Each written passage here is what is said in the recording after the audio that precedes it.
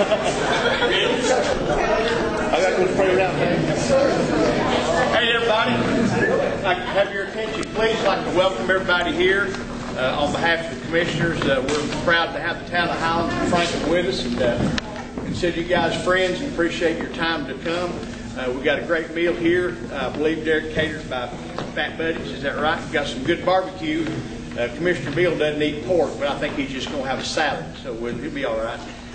What indeed. Yeah. Anyhow, actually, this is I believe you just recessed the meeting, so this is a reconvening of the Board of Commissioners meeting, and the business we'll conduct tonight is sharing ideas and things with the two towns is our purpose for being here. So does anybody have any announcements you'd like to make that need to be done before we eat? Region A, Mr. President, tomorrow night. We do. Yes, we have a Region A meeting tomorrow night. That is at the Boiler Room at 6:30.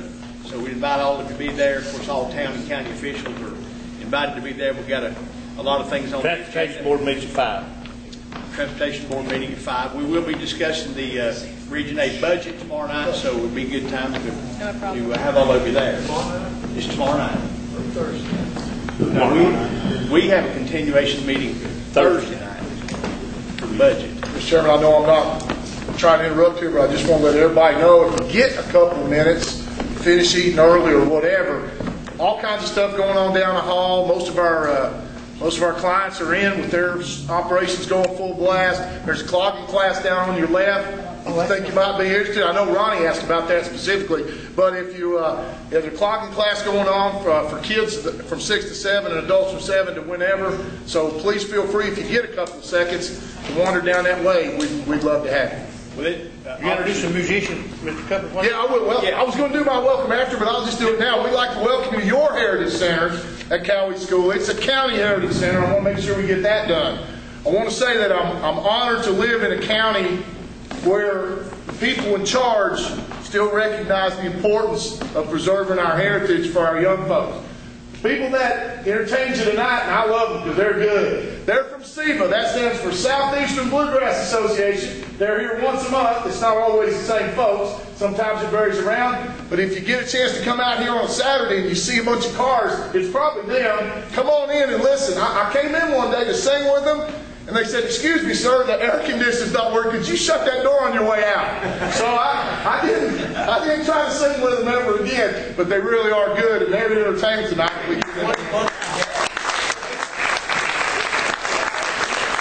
And last thing I'll say is we appreciate as a board you guys being out here with us again. I want to thank just a couple of people.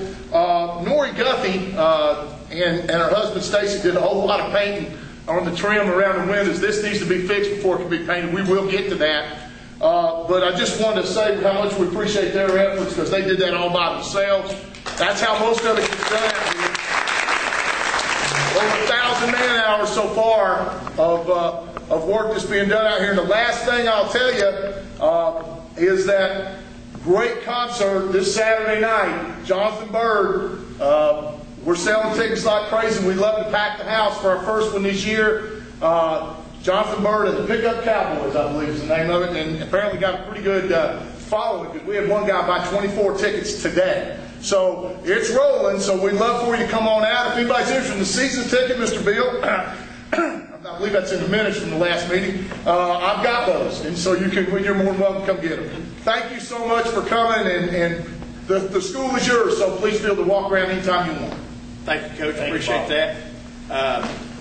I think that's about it. Why don't we just say it's a buffet, obviously, so you can go through and meet in just a couple of minutes. Why don't we give everybody about, why don't we say 10 minutes till 7. We'll begin the meeting, and that'll give you some time to visit the school, visit each other a little bit. There is no seating arrangement, so we're just mixing around the room. Sit wherever you'd like and help yourself. There should be food for everybody. I'm going to ask Commissioner Higdon if he would to bless the food for us, and then would start on that end. They're the plates, and just come through and grab a seat wherever you'd like to sit. So, Commissioner Higdon. Let's pray.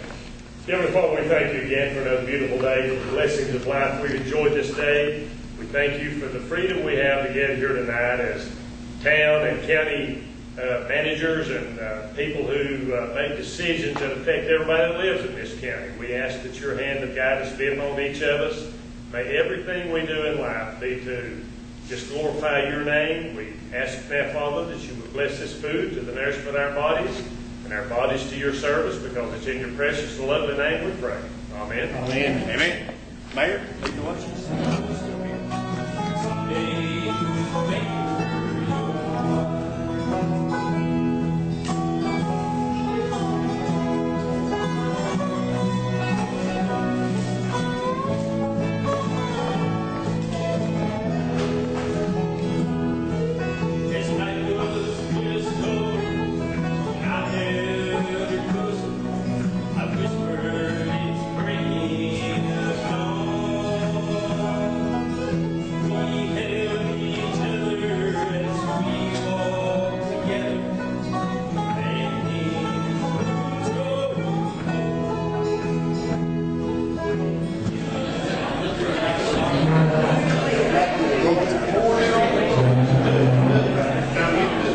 All right, folks, thank y'all for the fellowship. The food was great. Let's thank our band who played tonight again. You did great. Christy, thank you for letting me sing with you. Had a good time with that. We'll start with Macon County, give you a brief report. What we're going on, what we have going on. Take our county manager, our finance officer, their department have done a great job so far to put the budget together. At least we hope they have. That'll be coming to us here in just a couple of days. But it's been a long process. We started that back in January. We challenged Derek as a board.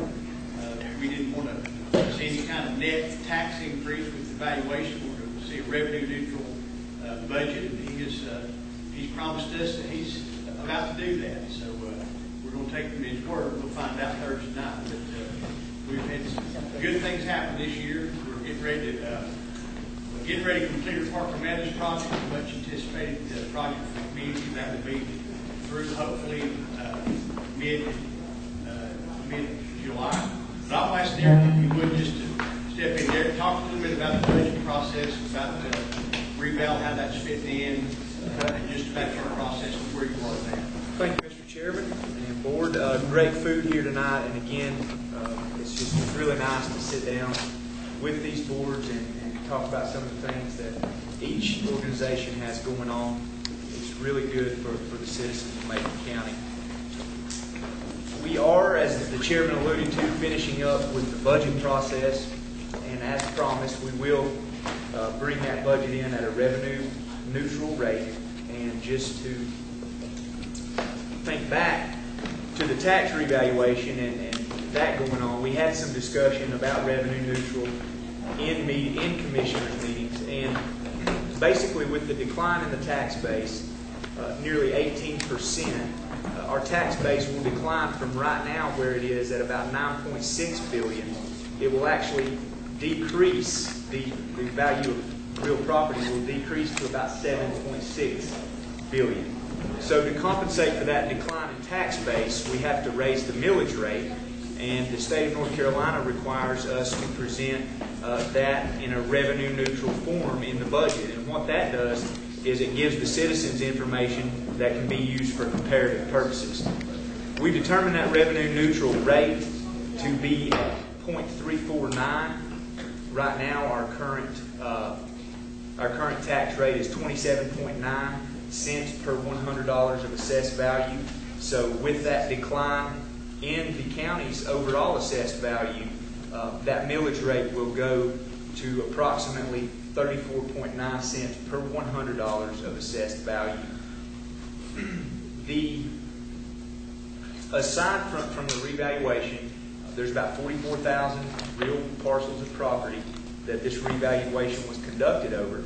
We in-house performed the revaluation, and the tax office saved us roughly $1 million by performing that revaluation in-house.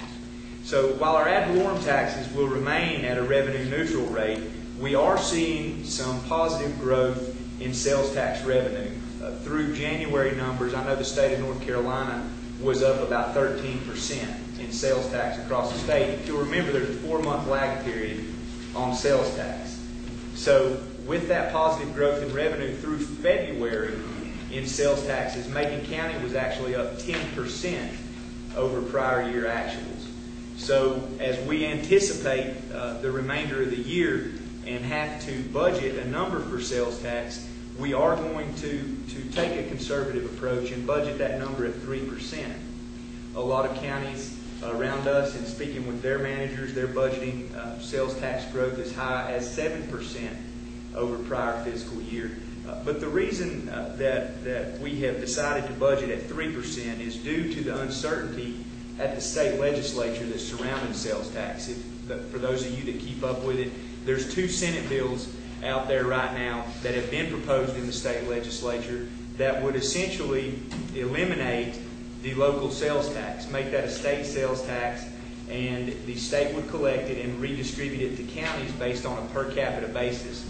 Right now, sales tax is distributed on a point of sale basis, but in changing that, and under one of the proposed bills, Senate Bill 369, by fiscal year 18-19, Macon County could stand to lose as high as $1.1 million in sales tax revenue if this bill is approved. So while that uncertainty is out there, we feel it's best to take that conservative approach with sales tax and not tie a bunch of our operating expenses on something that could potentially be taken in years to come.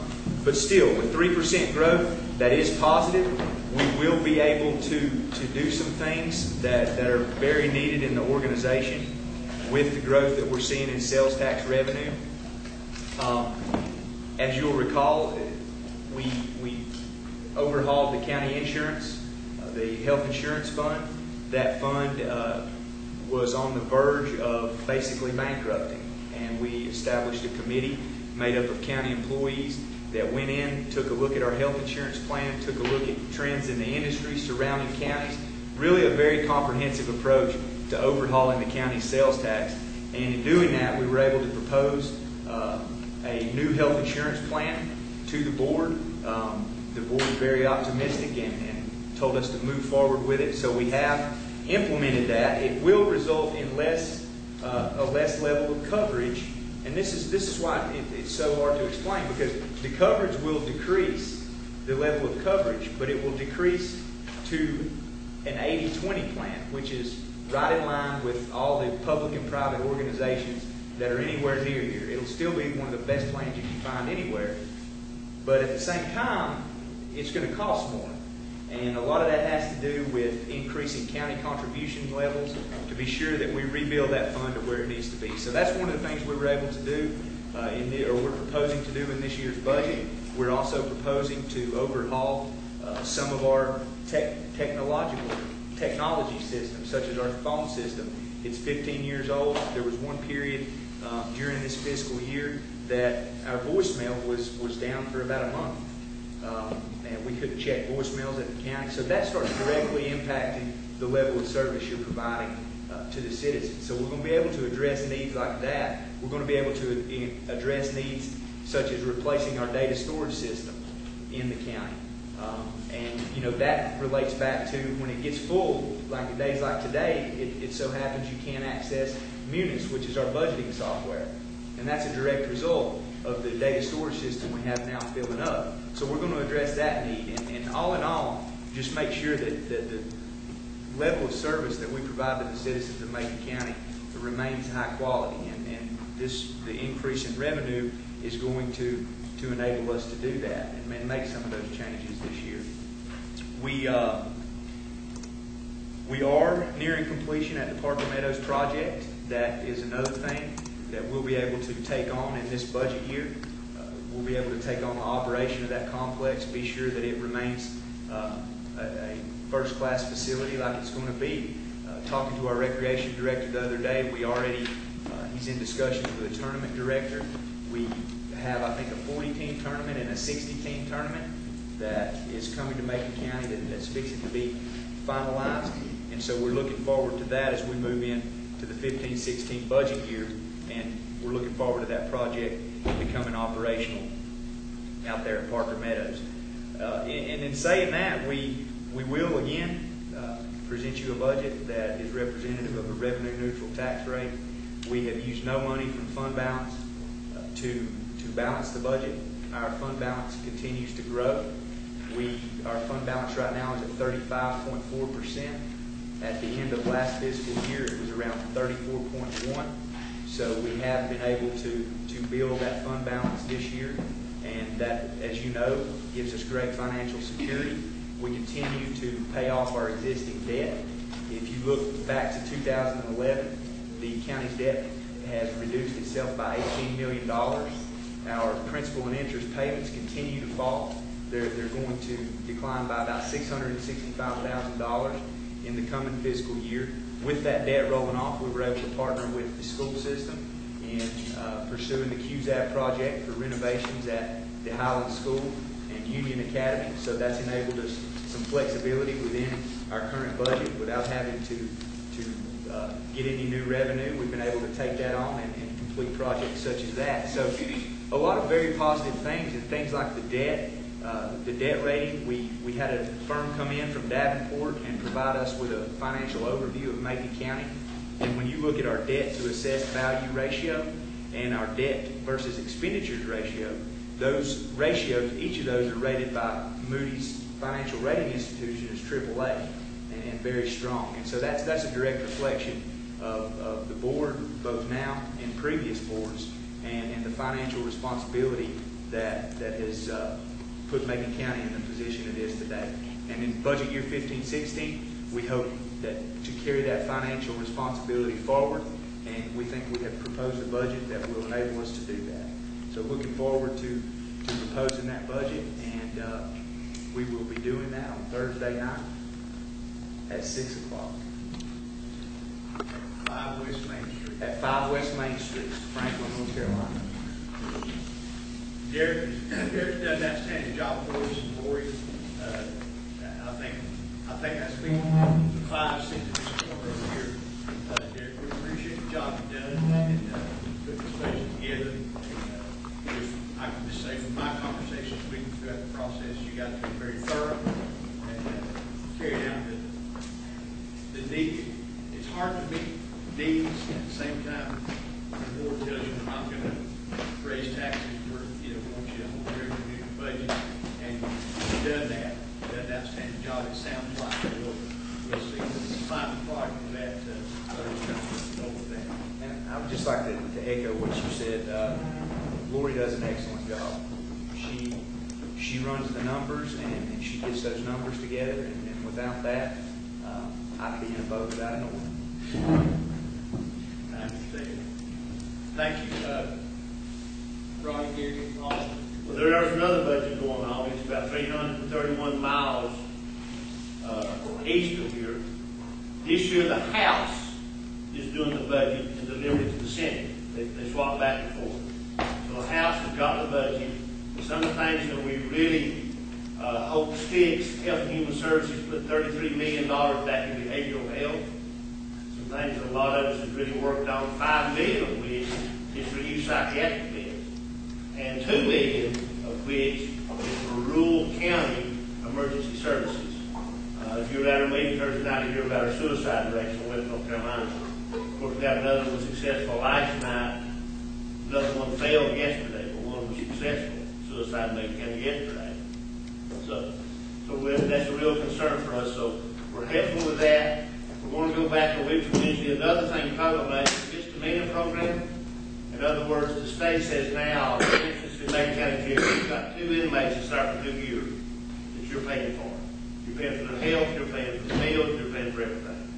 And the misdemeanor program, and for instance, if they're not a habitual drunk driver, but been caught 2 or 3 times and they're sentenced, they stay in your local jail. So we're asking for money. That money has been put in for that budget. So we're hoping that stays.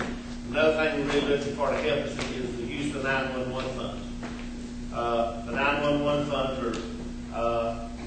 can help us immensely on how we first of all, we can get more of them. And second of all, is how we use it. Nobody knows what the county needs more locally than Whitney. Whitney, was that your problem? It's not. Yes, it was. It's not, I swear. Happy birthday, Rick. Thank you.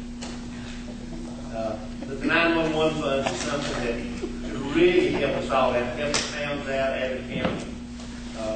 We could use the money for transportation, we could use it for a lot of different things. So we're hopeful that that sticks, that they didn't put exactly what a lot of us have asked for. Kevin is on that goals we gave you. We wrote the stuff, and so but it's a long, the budget discovery is a long process, a long way to go. Transportation is another big issue, especially for rural counties. Of course, just like we all know, there's no rural money now for secondary roads. There's zero money. Not a good idea. So those are some of the things that's going on a little bit on down the road, Mr. Chairman, as you're well aware.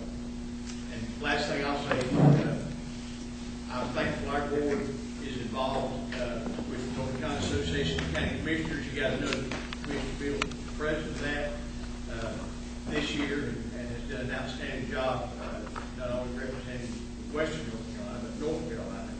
And Bob, it's like with the League of Municipalities, the town of Franklin may not have a lot of voice in the state, just like Macon County does it, but we've come to find out that what affects Macon County also affects Dare County.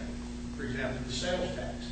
If that goes through, that'll be devastating to those of us who have a large number of tourists pay a lot of our sales tax. So do the second homeowners that we don't provide a lot of services for. So it's a good thing for our county. So we're fine with that, and we're doing that through the association. And I'm so thankful that we have that tool. As I know you guys are glad to have the League of Municipalities doing the same thing for you. So it's a good thing. Anything else, Commissioner Tate? All right, we'll yield to the town of Franklin. Mr. Mayor. Thank you, Chairman. We have Alderman Parade, Alderman, Patty Abel, Joyce Handley, and we also have Chad Simons, our Human Resources Director and Clerk, and Kyra Dawson, who's our new Finance Officer. Where'd you get her? I'm going to tell you what, they came over to the right side after we did the dark side. We'll keep training them, send them back, and they come back to do you. You've got several people there bright enough to see. Now, you want to get started anymore? We're going to move on. We're going to keep moving. Carol, I'm glad we're happy for you. I am glad that you mentioned the North Carolina League of Municipalities and that there are towns. That was very kind. We do recognize your town. Right. But I'm going to turn the details of the things that I don't understand over the summer to explain in just a minute. Our town manager.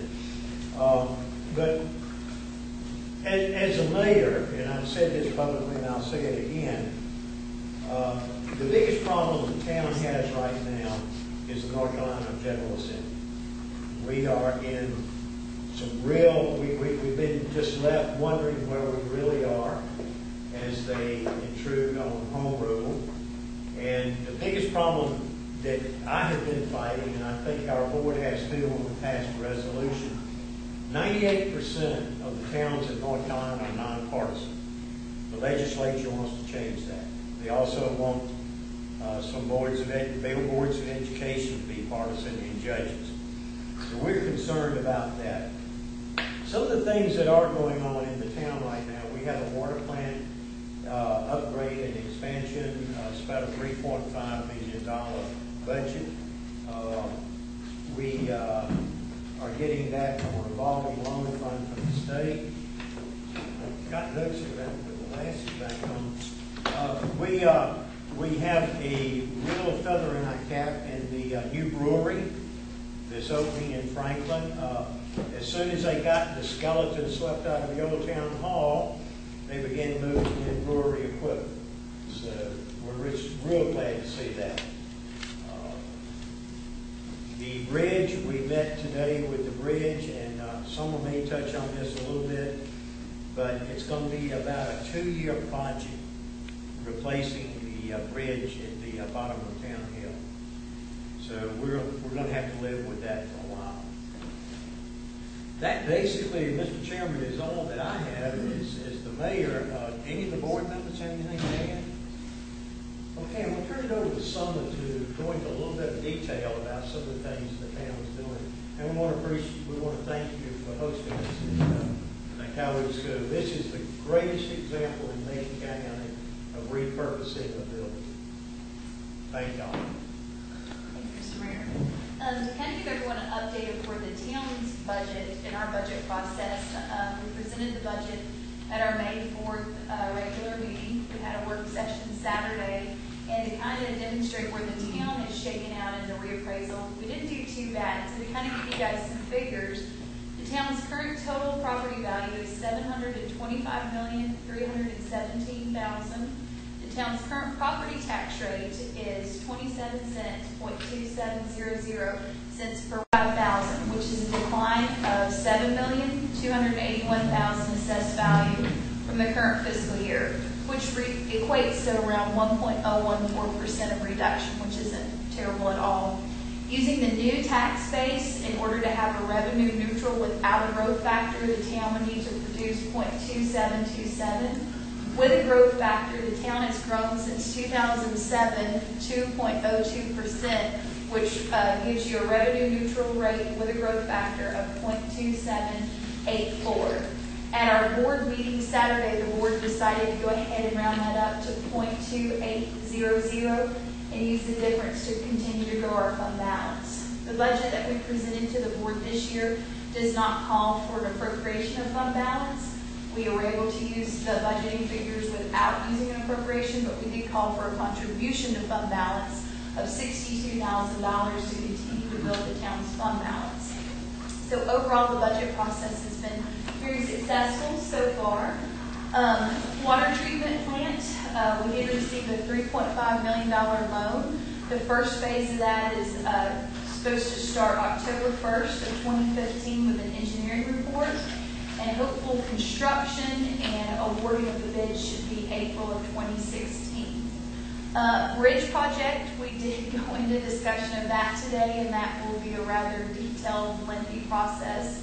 We're looking at rerouting traffic, which it will be a nightmare, as we all know. But other than that, the town of Franklin continues to remain in sound financial condition, and we certainly do appreciate you guys hosting us, as always. Thank you, Chuck. Anything else, Barbara?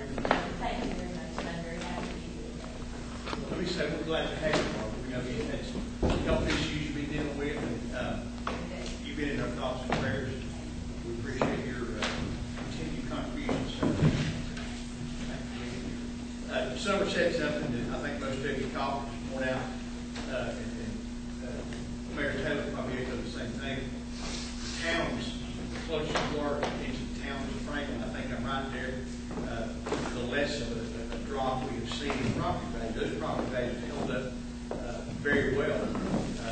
Even seen some past increases in some property values, Commissioner Davis and Highlands, due to development and folks paying top dollars for properties that are close in town. So If you're in the ATJ, you might have seen something. yeah. A lot. What's that? You.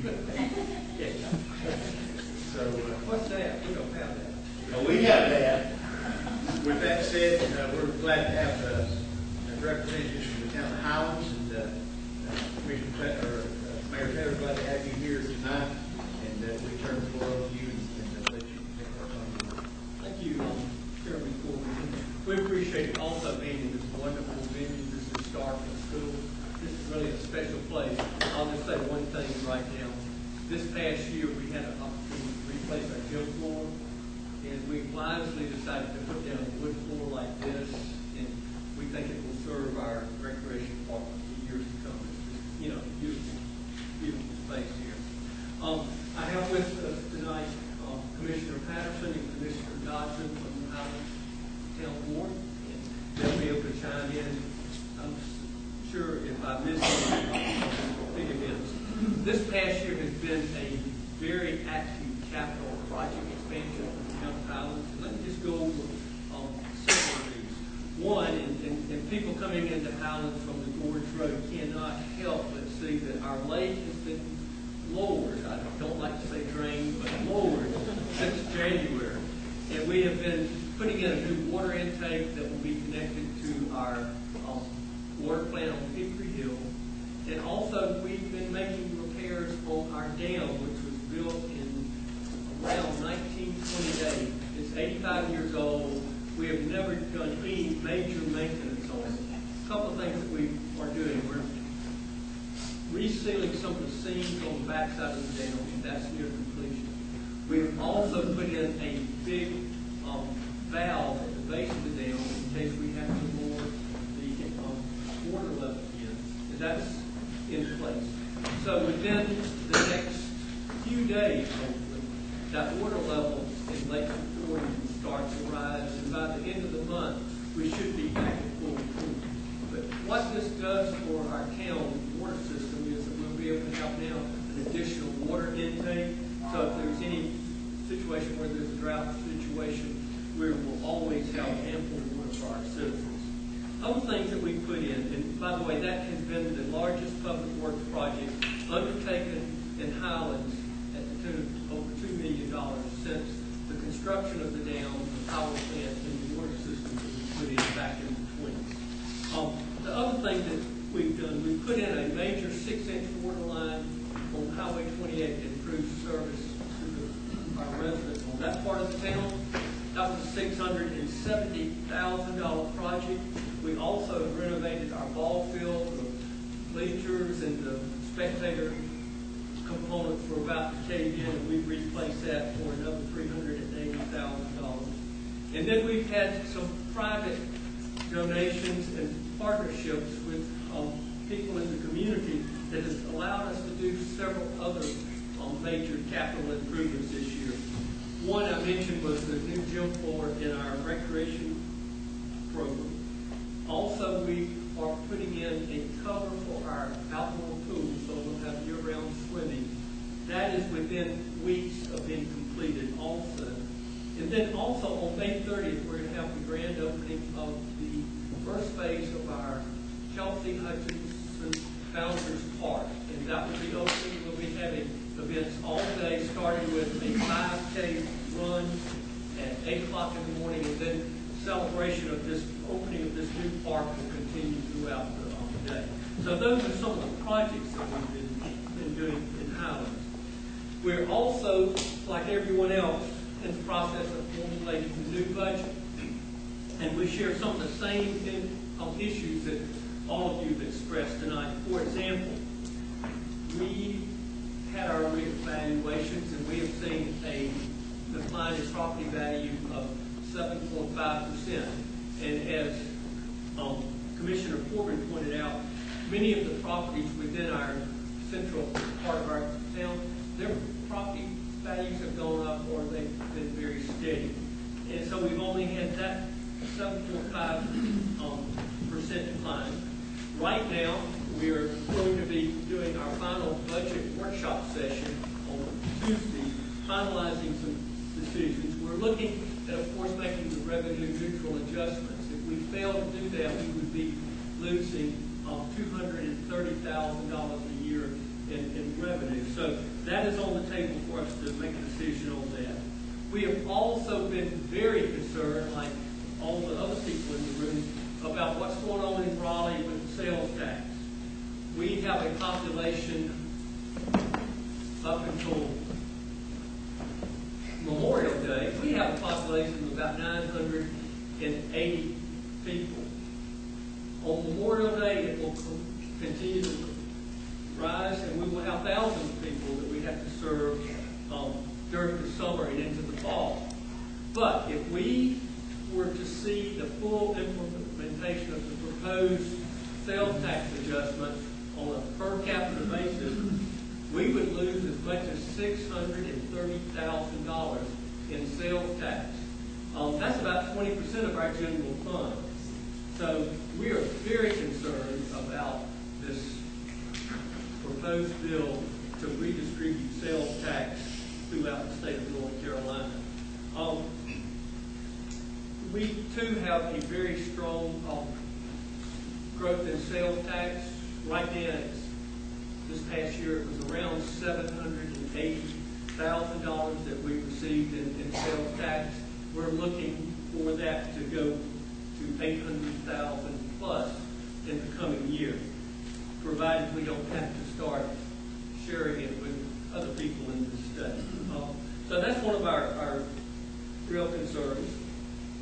The other thing that we have been working on is providing better connectivity in our town. And I will just be quite frank, I think that we talked in Western Carolina about building new roads and so forth, but if we cannot improve the connectivity of this whole region, the implications for stagnant or decline in economic growth is tremendous. For example, I'll give you an example. We were working with a major telecommunications company this year to not build a new cell tower, just add on and improve service in our town. We had a vote, had a contract. We were ready for that company to come in and install that new system so we could provide this for our visitors and our citizens. As mayor, I kept waiting. I talked to the IT first of all. My phone's not right. When's it going to be improved? When's that contract going to be executed? Finally, our IT person says, I've been talking with this company. They decided that we're not a priority right now. So they'll get around to us next year or a year after next. And that just to me hits home. We cannot wait for being served down the road. We have needs right now. In addition, we participated in a complaint with the Federal Communications System concerning the law in North Carolina that does not allow a town to establish their own internet utility communication system. Because the idea is, behind the law, private business will do it better. We would love to see private business do it better. We've even invited them. We've said, look, we've already run the big optic system all around town. You just have to come in and capitalize by renting our space, installing it, getting it to the neighborhoods, getting it to our businesses. We've had no takers. Nobody wants to do that. With this complaint with the Federal Communications Commission, we sent a representative saying we would like to be the provider of last resort. There was a vote, and the FCC voted in favor of the communities that would like to do this and overturn the laws prohibiting this from being done. We're still waiting for the fallout of litigation, how this will all come out. And if there's a window of opportunity, we will consider going into that service ourselves, because we just think it's absolutely critical for the future economic development of this entire region. So that's one of the things that we're are tracking and we'll be looking at. Other thing that I'd like to thank the County Commission is for their support, work, and leadership in providing a fire department substation and that support of the people in the northern part of Macon County, whereby the town of Highlands Fire Department being willing to man the station and putting equipment there for that our fire district. It will help lower the fire tax, or excuse me, the fire insurance for these people in these particular areas, the Cultivation Club and other neighborhoods in northern Macon County. And this is an excellent example, again, where citizens came together, they pooled their resources to help fund that station, and now our fire district and our fire departments have come to provide support there, and that will be a win-win for everyone. And also one thing, the commission, especially Commissioner Tate, has worked with the Jackson County folks in providing kind of equitable support since we are involved in answering those fire calls. And I just think that's been a wonderful effort from all people involved. So that is basically things that I see that we're doing and we're about. We will be doing our final budget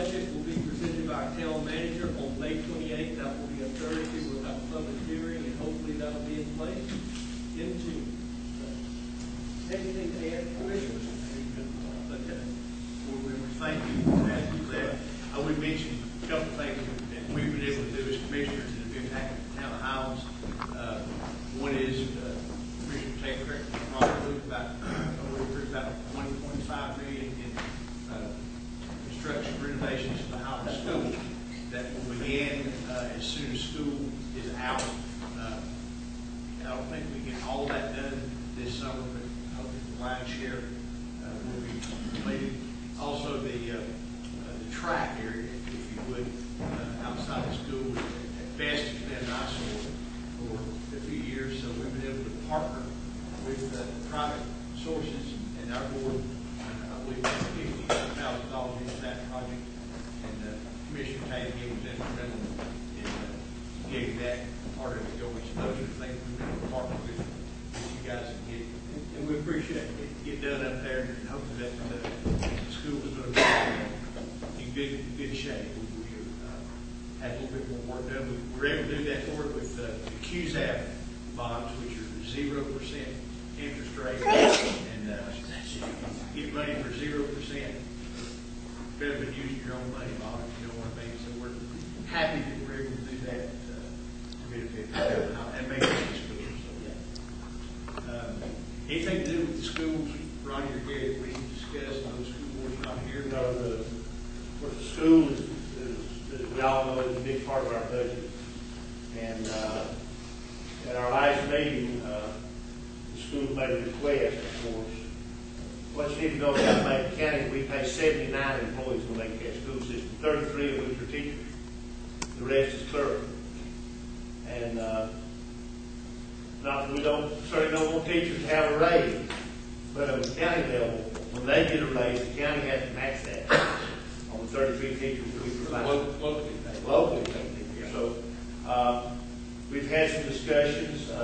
What really concerns us, and by the way, the House did put it, is the teacher aides from K through 2 especially, which we'd like to see them from K through 3. But of course, it's something, now they have put it in the House budget, but the word is that they're going to mix them totally. So we just think that's a bad idea, especially the teacher aid in those grades. The school people, the school kids you see come into your school or Highland School is different. It's different than it was 5 years ago. Come from different circumstances. Of course, we're very unique. We're the only county left in 2 K through 12 schools. Nantahala has 92 students now. I think Highlands is, what was it, 353? I thought it was 390. I think it's around 3. What about it? 50 in there? You can't I think depend it's- on me. We have More about than 350, less than 390. Yeah, but anyway, that really hurts us. Senator Davis did introduce the bill to try to get the ADM money back up. And of course, the virtual charter schools is another thing. That ADM money is flowing out, you know, it's flowing from here, it's flowing to Jackson County. And probably $100,000 or more ADM money. So we think we should have a special recognition because Nantahala, it's got to crank up in the morning just like any other high school. I mean, it costs, I forget how many more times a student, but we guess that, do you remember which student? Was it 4 times more per student? I'm not sure it was that high. Well, we ran back when I was chairman of school board, we did a study about the cost of schools. The most expensive school in the county is Nantahala School by far, and the least expensive per student was Macon Middle School. And you can tell it's numbers situations, as Mr. Dyer knows from being in the school system. When you have 100 kids, you still have to fix them all lunch. You have to get them down on the school bus. You have to provide them with the same type of services that you get at Macon Middle School. Instead of 8 or 9 kids, you got 9.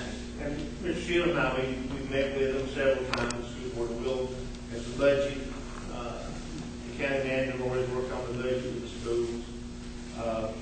We'll do the best we can, but we can't inherit all the state cuts. I mean, that's not, you know, really and truly, by statute, we're in charge of bricks and mortar. But give our children feel in education, and how you feel about charter schools. I'm not, charter schools is fine, but they should come under the same rules. Charter schools are not have to furnish transportation, not have to furnish lunch. It's not have to furnish special provisions for special needs kids. And a virtual charter school, all they need is television. So it's changing more of education, and the money is important, especially in rural communities. So it's going to be an interesting time, to say the least. As Commissioner Bill said, the state, in an ideal world, the state is to provide the teachers, assistants, those positions, pay for that. The county provides for the brick and mortar. That's ideally what needs to happen. That doesn't happen when they've never understood in Raleigh that kids in the mountains don't come in groups of 24. It just doesn't work. It does in Wake County. It does in Macon. Our former Commissioner Davis has introduced some legislation which we've encouraged, and hopefully we're going to see some relief as far as that goes.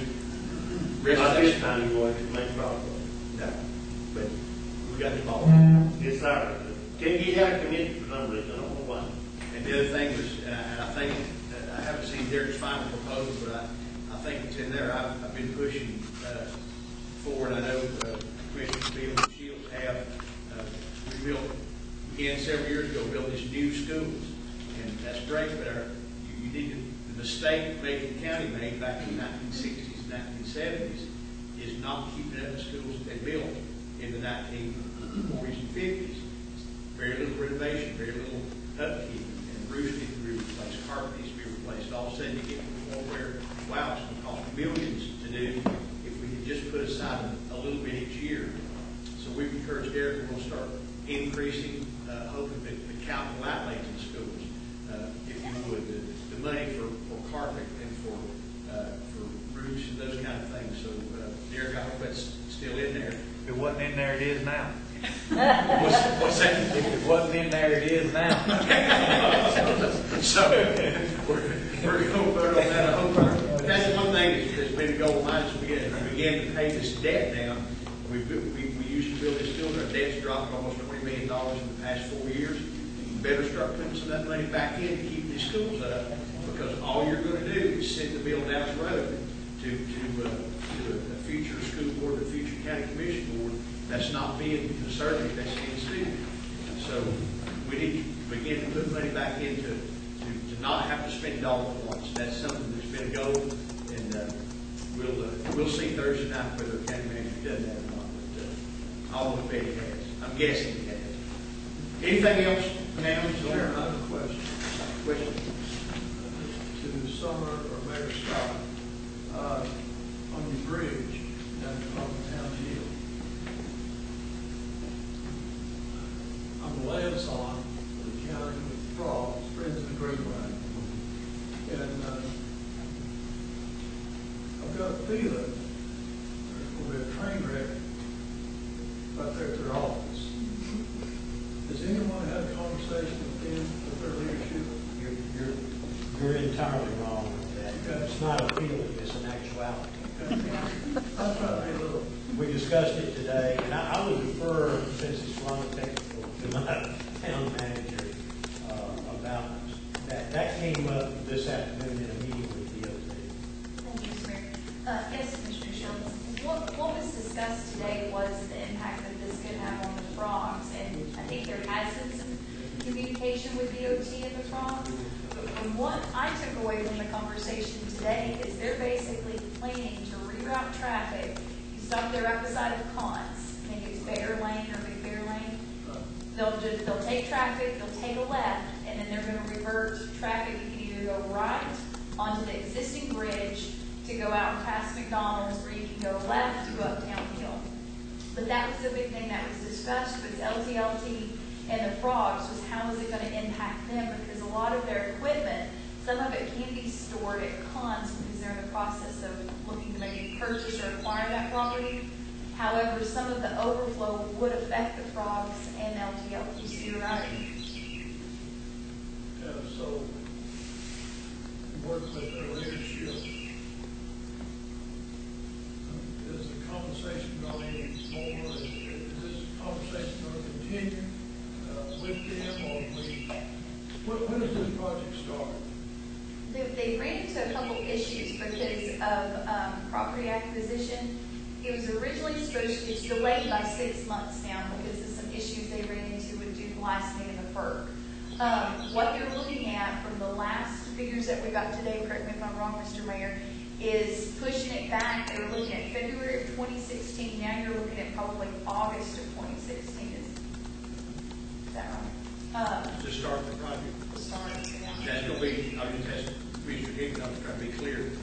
What they're replacing is the lanes going out of town. Yes, sir. Yeah, going towards Arkansas.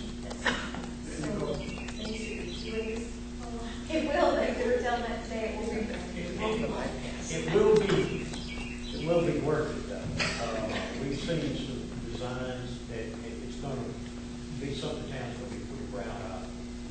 Have a bike walk and bike path.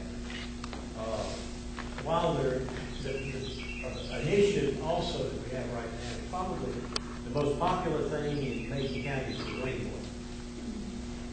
I would like to see the DOT consider an overpass across both lanes of traffic down to the other side where the north and south end of the Greenway can be connected with an observation platform on top of it.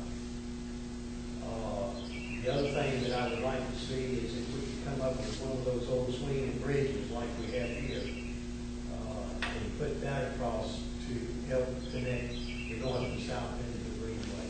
I'm not sure that's been taken into any consideration, though, about the connectivity between those two ends of the Greenway. It just took 5 years to get the bridge on the board, so. Well, if we built certain things here, I think it could cut that down quite a bit. The bridge is going to be very nice. Pardon? I mean, it's going to be an inconvenience for a long time. It is. And you can tie that to the Greenway with a bike path. Well, you still got the problem of Ronnie coming across 4 lanes of traffic. That's an issue that I'm not sure we can resolve it without some kind of pedestrian overlay. You can't get from the north end of the Greenway to the south end now without coming out in front of McDonald's and walking across. Yeah, I mean, you're just basically taking your life in your hands. But it's okay for runners. They're faster. Yes. But the congested area, the Little Tennessee Land Trust area, if that road is going to take a left up there, basically, that's the end of the street. And so definitely the flaws is going to have an impact. There's no traffic coming down to your arena. Maybe partially, Little Tennessee Land Trust, they don't depend upon sales and stuff like that, like the fraud does. You're absolutely correct. There is a possibility some of this property is going to be taken up in equipment. Maybe some of the bottleneck is going to be caused by equipment. There is a possibility some of this equipment will be based on the east side of the road rather than in front of the frogs. Thank you very much. I mean, does that make any sense? It makes a lot of sense. I can picture a lot of this. There's going to be a big problem.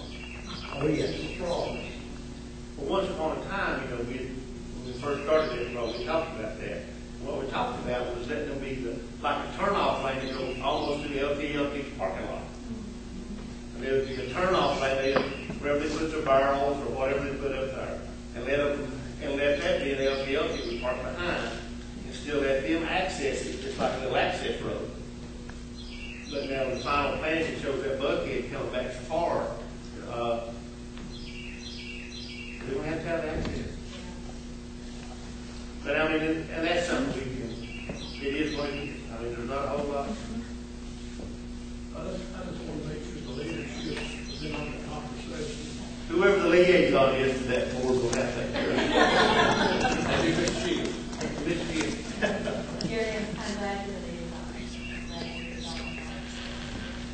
facility board. I believe in the flaws too, and what they do and what they do for our county and town. I see this, it's going to be in a hot spot in about 2 years. You can lose everything, you can lose that group monetarily, economically. Well,